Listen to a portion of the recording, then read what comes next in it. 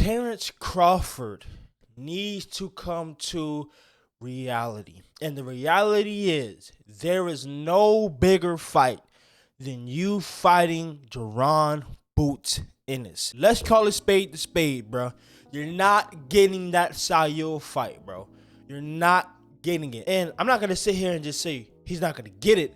I'm going to explain to y'all why he won't get that fight. Two reasons. One, Charlo messed up that fight. Now, people wasn't even a fan of that fight to begin with because we was expecting, including myself, that fight was going to be Jermall Charlo, the brother who was at 160, and not Jermell Charlo, the brother who was at 154. So when people found out that it was Jermell Charlo, the brother who was from 154, it kind of already lost the interest and the spark of the fight, because as a 168 pounder, why are you fighting somebody from 154? And then he goes out there and put on a lackluster performance the way how he did.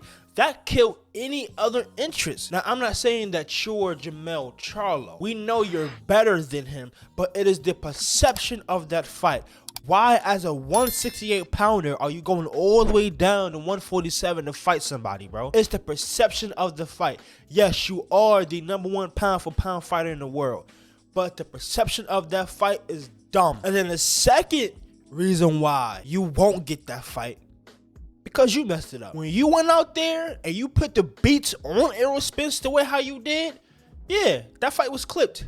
And it's on record stating that. Now, in the original agreement, from what I am told by sources, frankly, on both sides, so I believe them, in that agreement, there were opponents that were laid out for those three fights for certain price points. As I've come to find out, those three opponents were Jermell Charlo, who we just fought and beat in the last fight, Jermall Charlo, who has sort of been everybody's sort of leader in the clubhouse to get this match before things got sideways, and the other opponent that was specified was Errol Spence Jr.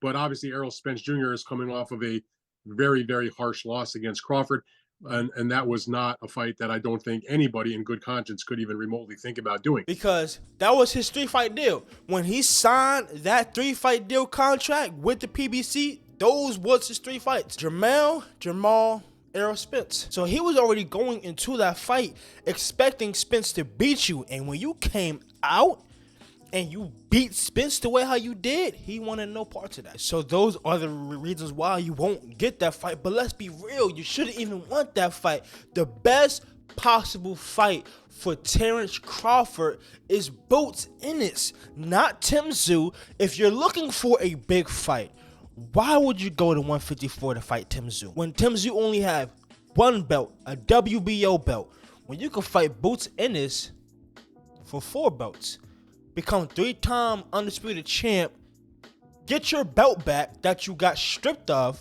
because you ain't fight Boots, and kill the noise. Kill the noise. Everybody has been talking about you and Boots Ennis. Kill that noise. But I'll do you a bigger one. Instead of talking about Boots Ennis and Terence Crawford, I will explain why that is such a big fight. Because what is the #1 thing people say whenever it comes to boxing? Styles make fights. And I'm not saying Boots Ennis is a Terence Crawford, but stylistically, they do fight nearly the same, bro. They both switch hit, and they are very good at it. They both are athletic. They both have speed. They both have power. Both have boxing IQ. It is a match made in heaven. That is the kind of fight that you make in video games. It's nearly a mirror match. It's nearly 2 fighters fighting each other with the same exact style. It's almost a mirror match. Now, in terms of who would win, this is my prediction. My assessment of the fight. Because Boots have something on Bud that Bud don't have on Boots, and that is age.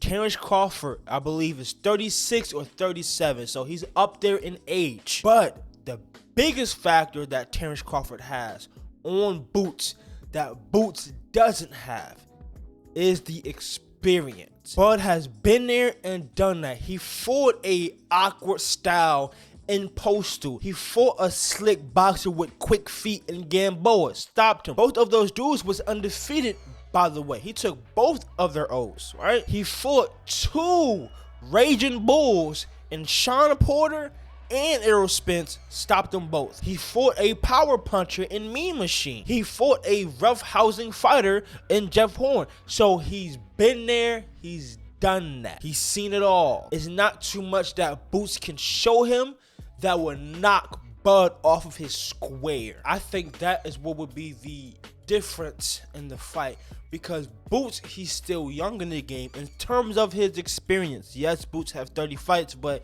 in terms of his experience, in terms of him being challenged and being put in there with B tier fighters and A tiers, he doesn't have that. So when you go from fighting maybe a C tier all the way up to an S tier, you will make mistakes that you normally will make. And that S tier fighter, he will look at that, he will expose it.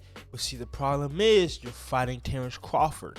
So when you make a mistake against Terence Crawford, 9 times out of 10, you get stopped. I mean, the man stopped every welterweight that he's been in the ring with. So when you making mistakes like that, he'll stop you. That's what I think will be the difference maker in the fight, is the experience, is the IQ. And your IQ gets better when you get put in those more marquee fights, those big fights, those challenging fights against A-tier fighters. Your IQ gets better with your experience, because now you're able to handle whatever style is being thrown at you. For the longest time, Sayu was very unbeaten because he's seen every style. He's seen somebody who uses his legs in Everest Landi. Right? He's a boxer who's known to use his legs. Sayu fought that, he beat him, arguably. He fought slick boxers like a Caleb Plant and a Billy Joe Saunders. He has the experience. So for the longest time, he was unbeaten for that exact factor. And that is why I believe Terence Crawford will beat Boots Ennis. But they have to fight before we can properly give our honest opinions about the fight. If he don't fight, it ain't gonna mean anything. But on that note, if you are new to the channel and you enjoy the content, make sure you hit that like button, comment, and subscribe, and comment down below your thoughts and opinions about Terence fighting Boots Ennis. And who do you think will win in that fight, Boots or Bud? But if you are new to the channel, make sure you hit that red button that says subscribe and click that bell so you don't miss out on any future uploads. And like always, it's your boy Remy. I love you guys, and I will see you on the next one. Peace. Boy,